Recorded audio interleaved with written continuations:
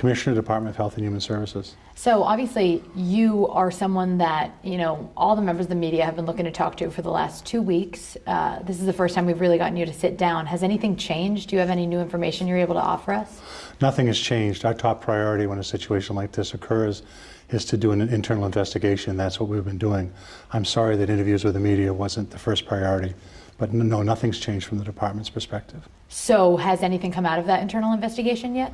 We're reviewing it now. We're looking at every single piece of what we do, policy and procedure. I'd first like to say, though, that I am deeply saddened. I was deeply saddened when I heard about Marissa's passing. The loss of any child to our community, to our state, to the loved ones is significant. And anyone who would harm a defenseless child needs to be prosecuted to the fullest extent that the law will allow. We react as a parent. It is one of the most worst things to hear about.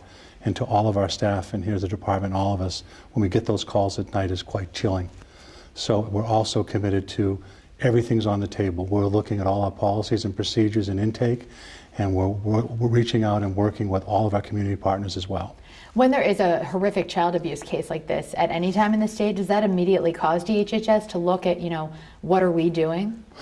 We're constantly looking. We've had different people come in and look at our system, but we are constantly looking for continuous quality improvement. But obviously, yes, when a death like this occurs, and it's horrific and heinous as it is, that's when we begin to look inside. We want to make sure, how did this happen? How could we prevent it from happening in the future? And that's what we're doing. And that's why we're going to be talking. I've been talking to other commissioners. I spoke with the Attorney General. And we want to welcome an independent review of the situation here, as well as a rigorous and in-depth review that we're doing. I'm going to ask you some yes or no questions. So, you know, yes, no, I don't know what your protocol is as far as what you are willing to answer. But did the department actually receive reports of suspected abuse for Marissa Kennedy while she was alive? I can't go yes or no with you. I want to tell you. There's a criminal investigation going on, and it's headed by the Maine State Police. And we can't comment. Believe me, I'd love to be able to share with you right now what I know, but I can't. I don't want to jeopardize a criminal investigation. I don't want to jeopardize a criminal investigation that might hurt the prosecution of those involved in this crime. So is that the reason you're not commenting? Yes. But legally, and according to Maine state law, you are allowed to comment on the specifics of this case, no? No, by statute, no, I'm not. I was told today in my brief conversation with the Attorney General that I would be able to talk about child protective services, the type of services that we offer, what we're doing internally, but the specifics of the case is nothing new for this administration or decades. I've been around for 41 years. The department hasn't been able to comment no matter who's been in the office. Right. Okay, so I looked at the law that the Attorney General, or that the governor's press release actually cited as far as the privacy laws, and it says, disclosure required. The commissioner shall make public disclosure of the findings or information pursuant to this section in situations where child abuse or neglect results in a child fatality or near fatality, with the exception of circumstances as determined with the advice of the Attorney General or appropriate DA, in which disclosure would jeopardize a criminal investigation. Hey, you used a couple of magic words in there, findings. We don't have any findings yet. We're still rigorously investigating. And as I just said to you, I'm going to be communicating with the Attorney General's office on this. And they specifically told you? So I'm not going to release it now because they what? The Attorney General's office told you not to release that information? I just told you what she said to me. She said that we're just going to keep within what Child Protective Services does and what we're doing with our investigations, but specific to the case, I'm not going to be commenting on it. What, if any, comfort can you offer to the people of Maine? Obviously, this has struck a nerve. And, you know, social media, phone calls, emails we're getting.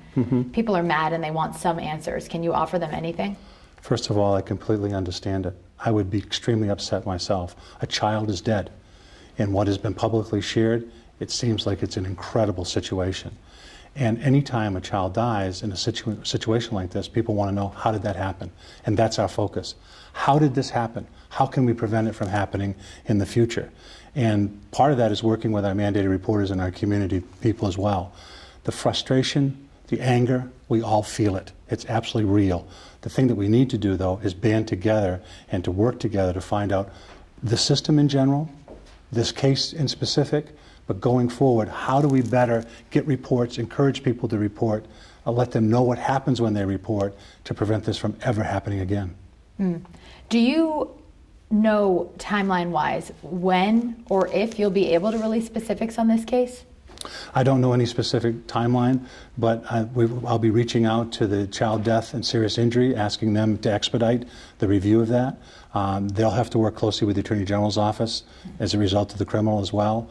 OPEGA is going to be involved. I spoke with Beth Ashcroft yesterday. We welcome those type of reviews. It's not a time to be defensive. It's not a time to point fingers. The blaming and pointing fingers, there's no constructive way in that. I can understand the frustration. The time now is, this is what we do. Here's what the laws say. Is there some way we can improve them? Is there some way we missed it? Believe me, we're going to get to the bottom of this. And so when you talk about internal investigation, I know you just touched on it a little bit, but tell me who's involved in this. Is it just within DHHS? Are there external parties who are looking into practices or whatnot? Who's involved? Currently, we're pulling the facts together internally, so it's everybody within internally. I've also had conversations with the Maine State Police, and we'll be working together. I've made whatever we're pulling together, whatever we're finding, I'm going to make that available to them, and also the Attorney General to help in the criminal investigation. But as far as sharing it outside, it's going to stay inside at this point until we can get to the child death review or any other independent review is open and welcome. Speaking of independent reviews, I know something that has surfaced in the media lately is the annual ombudsman report, yes.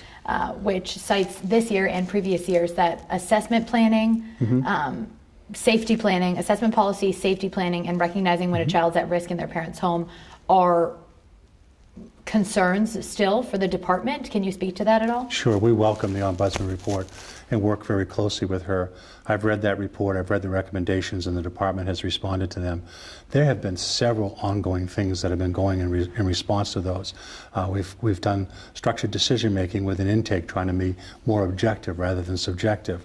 We're looking at family planning, child planning, teaming, all of these, rapid safety feedback. But it's an ongoing process. Things change and we learn new things and work with our federal partners to implement them.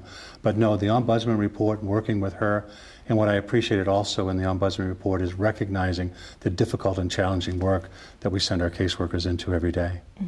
Do you think that staffing is an issue for the department at all? I know a lot of programs have been cut, budgets have been cut in the last few years. No, we have more staffing now in Child Protective than we did in 2011. We have more people on staff. Wow, okay. So this has been a frustration, not necessarily for the media, but for the people who we hear from all the time, is that they feel as though the tight lips and the privacy is protecting the parents who allegedly, beat this poor child to death. Is that true? Is it protecting them? Why the closed lips? Can you talk to that? Well, once again, I think it's because the child is dead. And for what people are hearing is the conditions under which this child, the reason why she's dead. But the process of keeping confidential information is the same for all of us in any criminal investigation. So yes, I understand the reaction to it, but it is just the same as any criminal investigation. Let me just check. I had taken a few notes to see if I can ask you anything else. Are